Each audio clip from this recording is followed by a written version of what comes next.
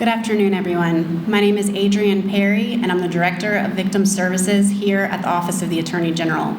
I want to start by thanking all of the brave individuals who are here today to highlight the personal atrocities they have experienced as a direct result of a law that has and continues to place Virginians at great risk of falling victim to serious violent crime. In 2021, the Enhanced Earned Sentence Credits Program, also referred to as EESC, took the place of Virginia's Truth in Sentencing Law.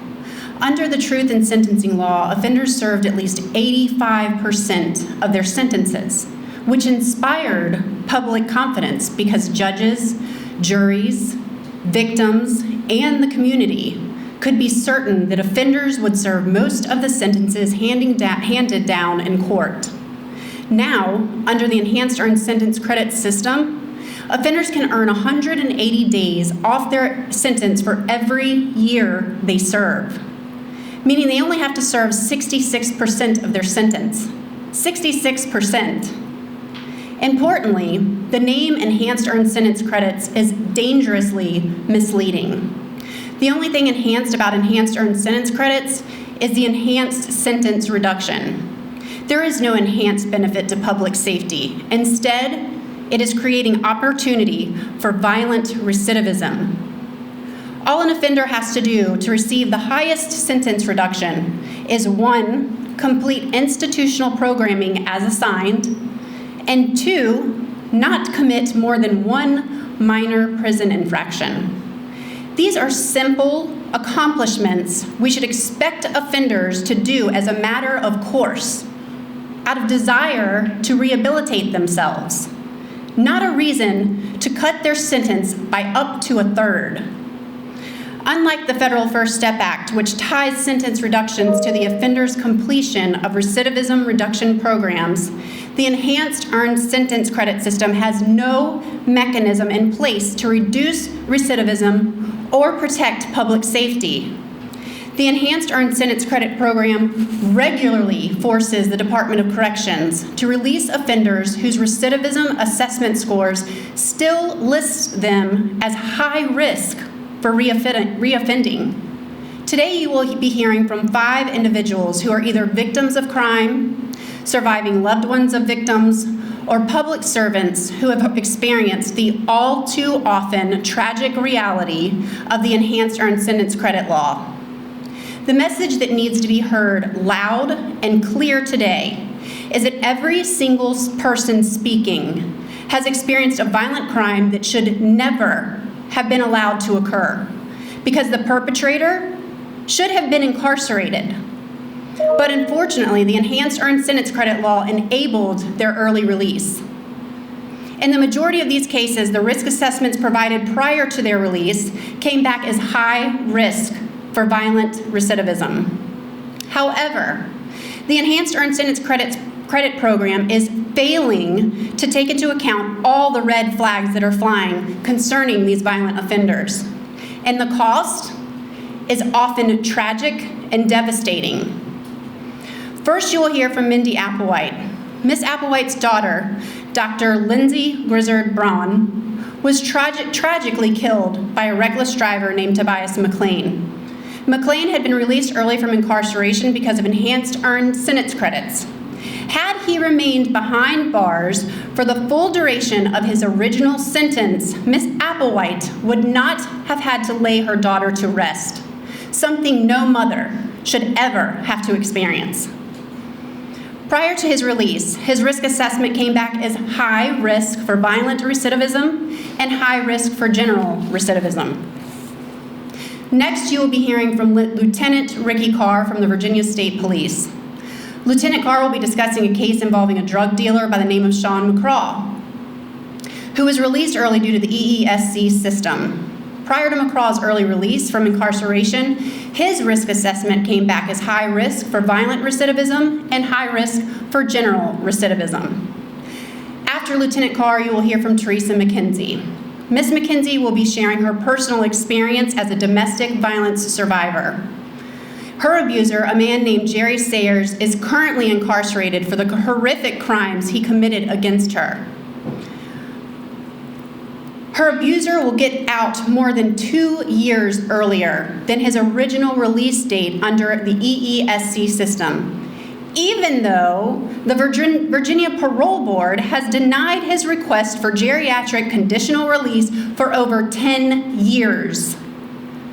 Our final guest speaker is Fuller Cridlin, Democratic Commonwealth's Attorney from Lee County. Mr. Cridlin will be discussing a gut-wrenching case involving a convicted child sex offender named Daniel Vanover, who was released early due to enhanced earned sentence credits. Less than 2 months after his early release, Vanover began to groom and eventually rape on multiple occasions a child who was only in the 5th grade at the time of the offenses. We are talking about the loss of a child's innocence that can never be taken back. The Enhanced Earned Sentence Credit Program failed this child, and the aftermath is unforgivable. Prior to his early release, Vanover's risk assessment came back as high risk for violent recidivism and high risk for general recidivism. The Enhanced Earned Sentence Credit Program has failed every single person in this room. Our hope today is that you walk away from this conversation with a far more thorough understanding of the devastation and destruction this law has caused and will continue to cause for as long as it exists. It is our duty as public servants of this Commonwealth to do all that we can do to ensure the safety and well-being of Virginians, and that is exactly what this administration, under the leadership of Attorney General Miyares, seeks to do every single day. Now, I would like to introduce our first speaker, Ms. Mindy Applewhite.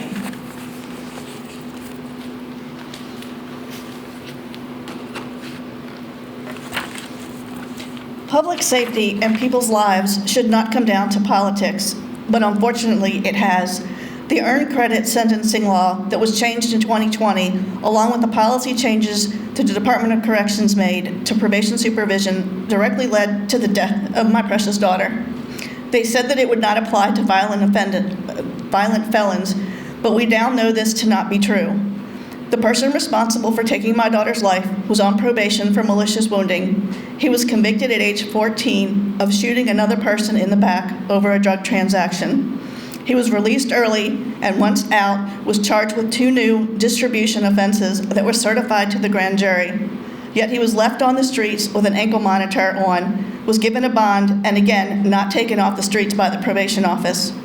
On July 31st, 2023, this violent felon chose to drive in a reckless manner and hit my daughter as she was pulling out of her street. This ultimately took my daughter's life and changed our family's lives forever. He should have never been on the street. The choices he made on that day are irreversible. My daughter Lindsay was a newlywed, had just received her doctorate in nursing, was a fierce patient advocate at MCV where she worked and ultimately passed, and was a loving, caring force of nature. She did not deserve this. Our family did not deserve this. No family should have to feel the pain of losing a loved one when it could have been prevented. As a retired Deputy Chief Probation and Parole Officer, I've seen the system I dedicated my life to taking way too many lives. Laws keep being passed or changed to help the offenders, but not to protect the citizens of the Commonwealth of Virginia. Not everyone deserves a second or even a third chance. I should be mad at the person who is responsible for taking my daughter's life, but I'm not. I'm mad at the system that allowed this to happen. I'm all for second chances, but only for those who deserve it. There are some people who have proven repeatedly that they do not value our laws or second chances. Probation is a privilege and it is overly abused. I'm very sad and I'm very angry, and I want something good to come from this. I'd like perhaps a Lindsay's Law or a policy change passed in her honor, something to prevent such tragedies as ours from happening to other families. I have asked, to the point of begging, for someone to help us. Most people who said they cared and would get back to us haven't, with the exception of the Attorney General's office. The corner of 11th and Broad Street was honorarily named Lindsay Grizzard Brown Street. She's forever looking after her loved ones at the hospital she dedicated her life to. I hope every legislator who drives past her street takes the time to reflect on my daughter and do their best to honor her by making the streets of Virginia safe again.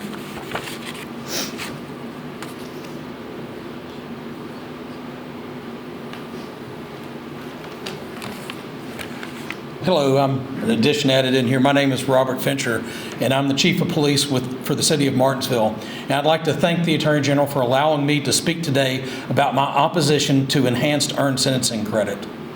While accountability and rehabilitation are essential parts of our justice system, this policy goes too far, and it led to near disastrous results in my community. On July 22nd, 2023, Martinsville Police Officer Logan Bowman conducted a traffic stop on a car containing several passengers near our city limits. The vehicle stopped on a side road just outside the city in Henry County. As Officer Bowman approached the car, the front seat passenger, Jonathan Michael Easter, quickly got out of the car with an AR-type rifle in his hands. Officer Bowman reacted immediately and drew his sidearm and ordered Easter to drop the gun. He did drop the gun, but he fled on foot. So Officer Bowman then radioed for assistance and secured the other occupants of the vehicle and the gun as well. Lieutenant Doug Graham responded to the area and began checking the many side roads searching for Easter. Unknown to the officers, Easter stole a Freightliner semi-truck. While Lieutenant Graham was checking one of the one-lane dirt roads, he observed a Freightliner semi-truck coming towards him. Lieutenant Graham looked for a location to turn around, not knowing that Easter was in the stolen truck, but the Freightliner didn't stop despite him blowing his horn. The Freightliner increased speed and struck Lieutenant Graham's patrol vehicle head on. The initial impact threw the patrol vehicle back over 100 yards. The vehicle didn't stop then. The Freightliner then downshifted and continued pushing the patrol car and attempted to push it off of a steep drop-off. Before it could be pushed off the drop-off, Lieutenant Graham managed to clear out the airbags and begin shooting through his windshield into the windshield of the Freightliner truck. That caused Easter to drop down into the floorboard of the truck, stopping the truck. Lieutenant Graham was able to climb out of his patrol vehicle and secure Easter before being taken to the hospital. Whereas we applaud the persistence and bravery and professionalism of Lieutenant Graham's actions, we must thank God that he was not seriously injured or killed. But what's infuriating is the fact that this incident should have never have happened. Easter had been released as a result of enhanced earned sentencing credit. Had he been incarcerated for the full duration of his sentence, this crime would have never happened. Because of the enhanced earned sentencing credit, that day a wife almost lost her husband, 3 children almost lost their father, and 12 grandchildren almost lost their grandfather. Fortunately, Lieutenant Graham is here with us today, standing behind me. We should support meaningful rehabilitation, but not at the expense of public safety. Let's stand for justice. Let's ensure that time served reflects the crime committed, and let's end this awful practice and prevent others from becoming victims. Thank you.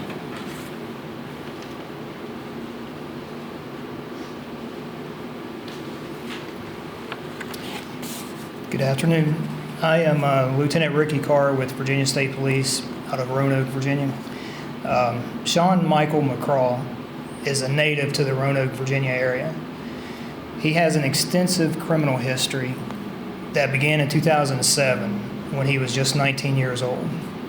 In 2019, Mr. McCraw was arrested and sentenced for 2 counts of distribution of narcotics and violations of probation.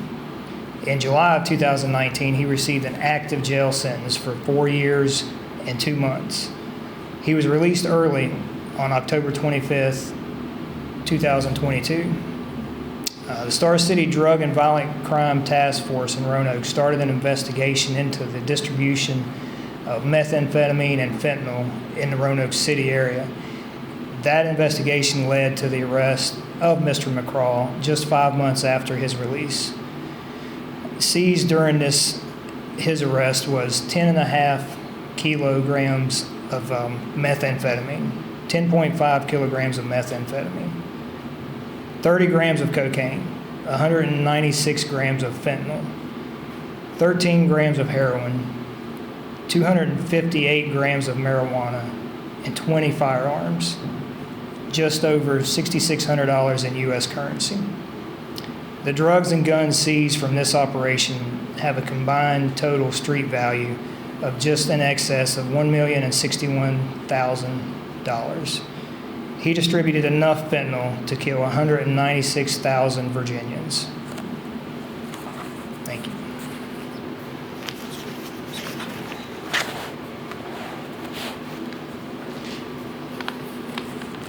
I'm Teresa McKenzie. I'm from Radford, Virginia. Excuse me, I've had bronchitis, so I might get a little croupy here. But in 2003, I became a victim of domestic violence. It had been in a 28-year marriage, which had been a lot of control, a lot of verbal abuse, a lot of physical abuse. And I finally was brave enough after 28 years to get a protective order. My husband was removed from the house. It was only me and my son living there.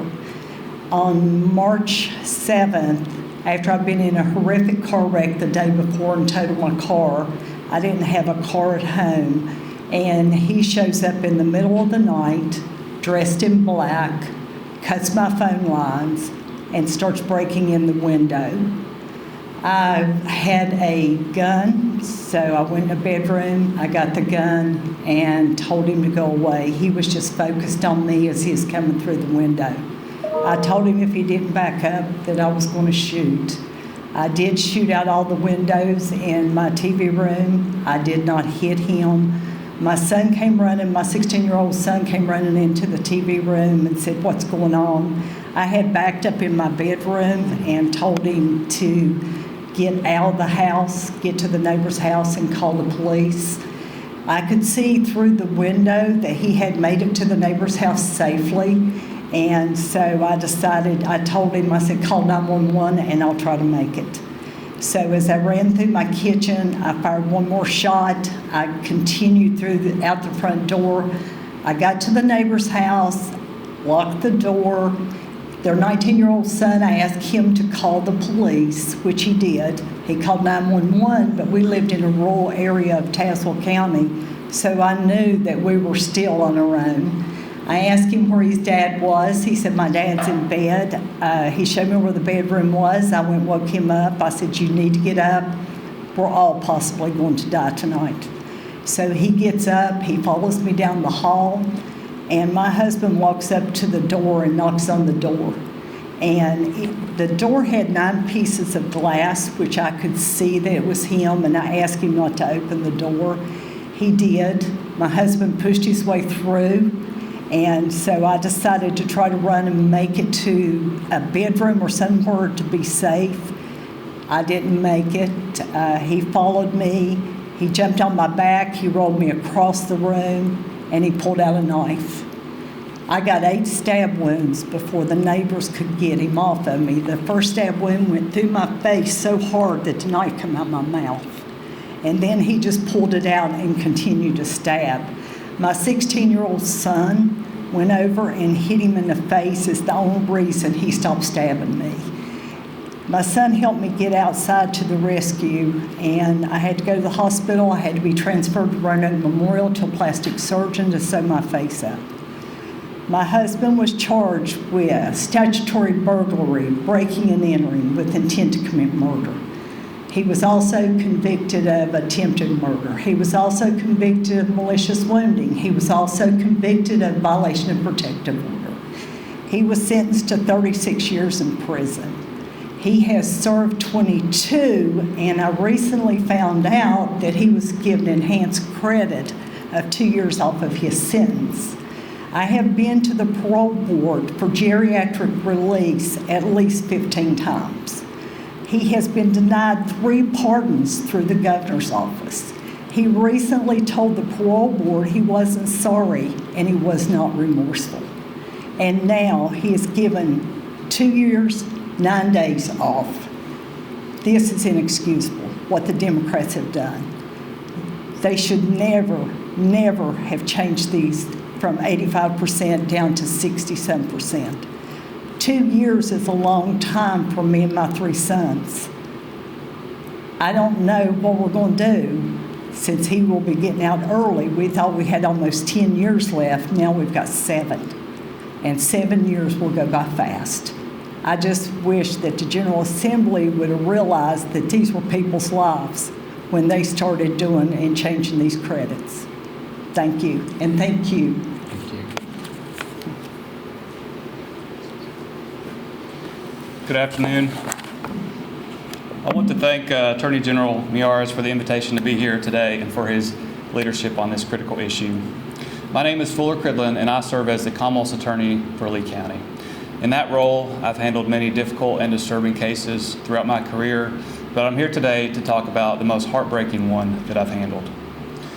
Daniel Vanover was a convicted violent sex offender who had already failed twice to comply with Virginia's registration requirements.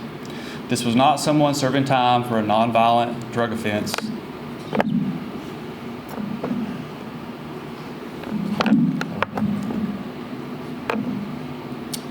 He was a high-risk offender.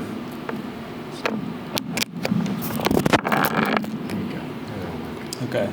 Daniel Vanover was a high-risk offender with a demonstrated history of violating the law and the conditions of his supervision.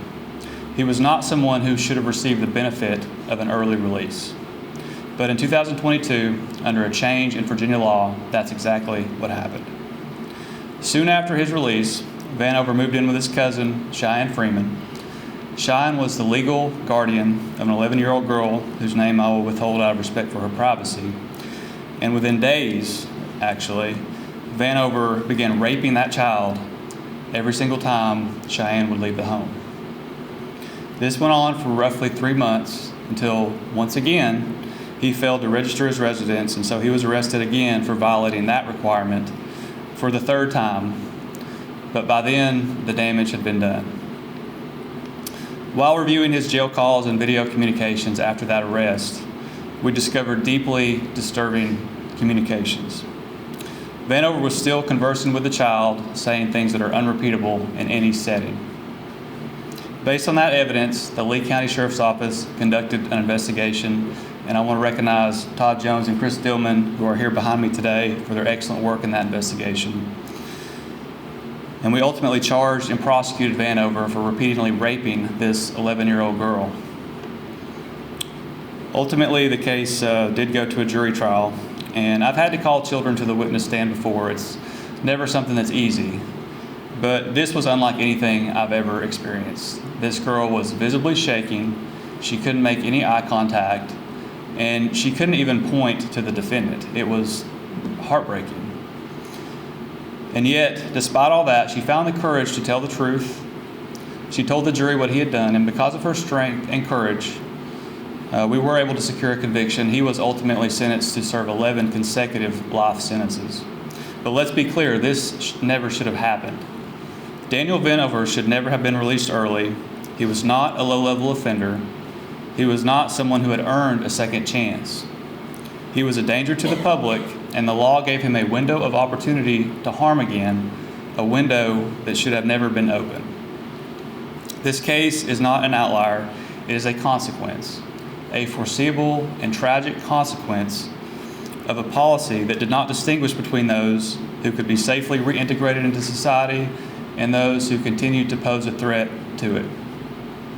We cannot lose sight of who our justice system is supposed to protect. Public safety must always come first. Victims must always come first. And when we get that balance wrong, when we prioritize expedience over safety, the consequences are not theoretical, they are real. And they are devastating, and they leave scars that no sentence, no conviction can ever erase. And that's why I'm here today, why I drove 6 hours from Lee County. And this is my first press conference, as you can see with the microphone. So I'm out of my comfort zone, but I owe it to that brave little girl and to every victim who didn't get a choice about the risk that was imposed upon them to make sure that this never happens again. So it's now my honor to introduce someone who has consistently demonstrated the courage to confront these challenges head-on. Attorney General Jason Miyares has been a steadfast advocate for victims, a voice for law enforcement, and a leader in restoring common sense to our criminal justice system. I'm grateful for his leadership and partnership, and I know he shares the same commitment to putting public safety and victims first. So please welcome Attorney General Miyares.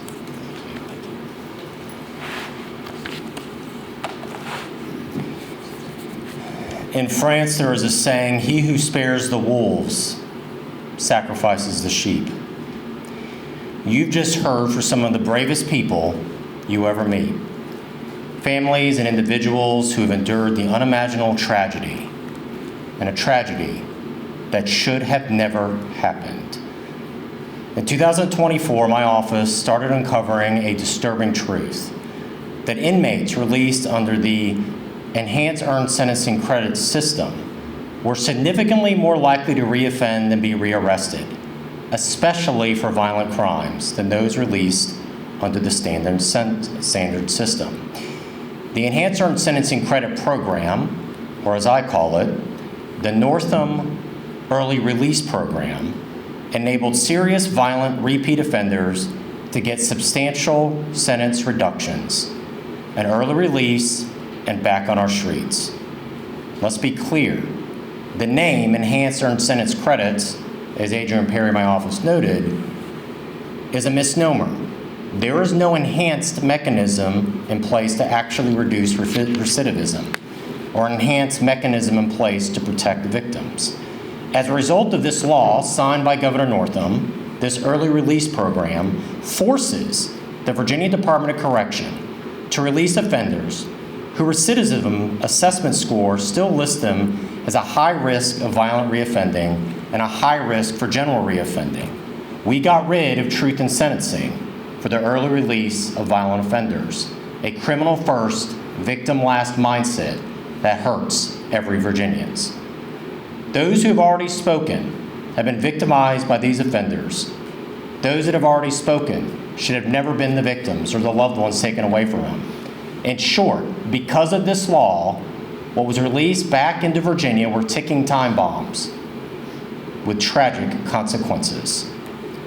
Take Curtis Holbrook, who is serving multiple sentences for drug possession, and he had 12 prior probation violations, and had demonstrated repeatedly he could not maintain good behavior outside of the prison system.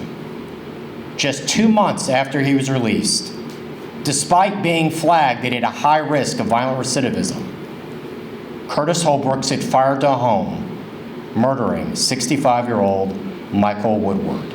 Criminal first, victim last.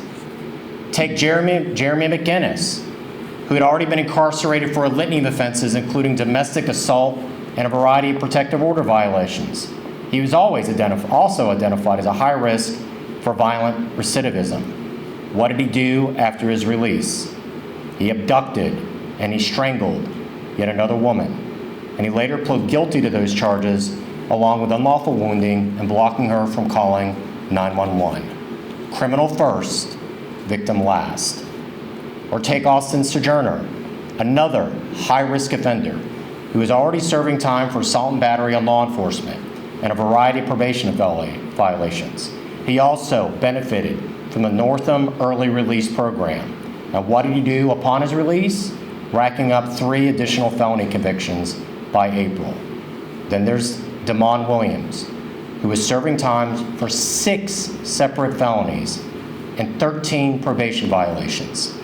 His risk assessment identified again that he was a risk for violent offending. What did he do after he was released? Williams was convicted for the first-degree murder of 32-year-old Christopher Tyler and sentenced to 40 years. Just step forward. I want everybody to see Christopher's face. That is the face of a policy that failed its people. I think of Christopher's mother, Angela, who put it so well, saying, quote, "People's lives are not video games that can be paused or restarted. My son's death is final. He does not get a second chance." As time passes and more data comes in, the facts surrounding the Northam Early Release Program has only become clear. This is what the current data shows. In the first full year under the Early Release Program, 9,638 inmates were released early. Nearly half, 49.8%, roughly 50% of those released in fiscal year 2023 were rearrested in that year alone. Ladies and gentlemen, that's almost 5,000 people rearrested for crimes that should have never happened because they were back on the street instead of behind bars. As you know, criminal trials take time. Already close to 36% of that group have been reconvicted. What about fiscal year 2024? Horrifically, we're on pace to release even more, with 7,193 inmates having been released in fiscal year 2024 in just a 6-month period. And again, what happened with those individuals that have been released? In just 6 months, more than 2,500 of these early release have already been rearrested. That is stunning. These numbers that I just mentioned for fiscal 2024 are just going to climb over and over and over and over and over and over and over and over again. It's going to climb as more inmates are released early, they're reconvicted, and they're sent back to prison. Ladies and gentlemen, these are not statistics. Anybody that is in law enforcement will tell you when you talk to the family members, those that have lost loved ones that have been victimized themselves, one of their biggest fear is they're just going to be seen as another number. They're not. They're beautifully and wonderfully made. They had their whole lives in front of them. They had dreams and hopes and aspirations, and it's been ripped from them. There is no cry quite like the cry of a mother that has lost her child. That cry is even worse when they realize that their child was taken from them by somebody who should have never, ever been back on the street. This is an unfair and cruel policy that is failing Virginians. These are not numbers sitting behind me. They're shattered lives, they're grieving families, they're struggling communities forced to deal with the fallout of policies that have ignored victims and endangered public. Part of my frustration is prior to me serving this role as the Attorney General, I served for 6 years in the legislative body of the House of Delegates when this bill was being debated. So many of us warned those that were championing this bill, do not get rid of truth in sentencing. We warned them there would be Virginians harmed by these actions. We warned them there would be Virginians that were raped by this bill, allowing their would-be rapists out early, that Virginians' lives would be taken by this bill because their murder would be released early. We warned them over and over and over again in subcommittee and committee and floor debates. Our warnings were ignored. I so wish I had been wrong, but I was not. The early release program literally has led to the death of innocent Virginians. It has endangered law enforcement, and it overwhelms our streets with illicit narcotics. Let's be clear. One of the great problems we have in government today is we have too many elected officials and politicians that pass bills and they ask you, the public, to judge them only on their intentions, never their results. Nobody else in the real world can operate that way. Nobody in the business, nobody in law enforcement, nobody in the military. Nobody could operate in their setting saying, boss, only judge me by what I intend to happen. But when the numbers are clear, it means there also has to be a change. Too many elected officials have decided to use the law as a social experiment rather than as a shield, and has ignored the warnings of so many. They dismantled a system that was helping to protect Virginians and survivors of violent crime. Last July, I said Virginians shouldn't have to wait for a tragedy to force their leaders to act to fix this system. In fact, every legislative package that I had recommended to the General Assembly since I took office recommended that we fix this system and go back to truth in sentencing. Every year, this General Assembly has denied that request. My worry is these tragedies are only going to keep happening. I've always been a strong proponent for helping our returning citizens re-enter the community and live productive lives once their debt to society